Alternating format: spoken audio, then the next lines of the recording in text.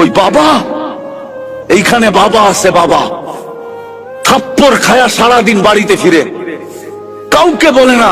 তারপর সকালবেলা অটোটা নিয়ে বাহির হয়, চুপে যদি কানে জিজ্ঞাসা করে কালনা থাপ্পড় খাইলে আজকে আবার অটো, তো চোখের পানি ছেড়া বলবে বাচ্চা আছে কি করবো, বিপি আছে কি করবো, বাচ্চা আছে কি করব, বিবি আছে কি করব। তুমি জানো না তোমার বাবা তোমাকে কি কষ্ট সহ্য করে পালছে। একজনও তো তোমরা হাত উঠাইতে পারলা না। তুমি চোখ বড় করো মানে আরশ কাঁপায় দাও। উচিত ছিল তোমাকে জমিন গিলা ফেলানো, কিন্তু কেন গিলে না? মুহাম্মদুর রাসূলুল্লাহ সাল্লাল্লাহু আলাইহি ওয়াসাল্লাম দোয়া করে বলছিল, আল্লাহ আমার উম্মতকে সমূলে ধ্বংস করেন না। কোন উম্মতের কাহিনী তো দেখি না, সবই তো সমূলে ধ্বংস করে দিছেন, আমার উম্মতকে ধ্বংস করে দিবেন।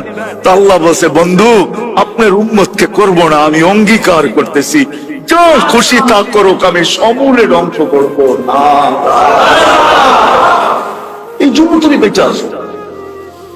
যুবক, তোমাদের পায়ে হাত দিয়া বলি, তোমরা একজন হাত উঠায় বলো যে আমি মা বাবার সাথে চোখ গরম করে কথা বলি না।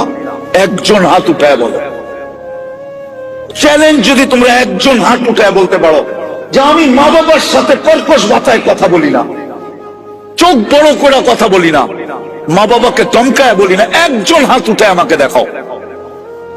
যখন সন্তান মা বাবার উপরে চোখ বড় করে, রব্বে কাবার কসম, উচিত ছিল জমিনটা ফাটা যাক আর তুমি ভিতরে চলে যাও।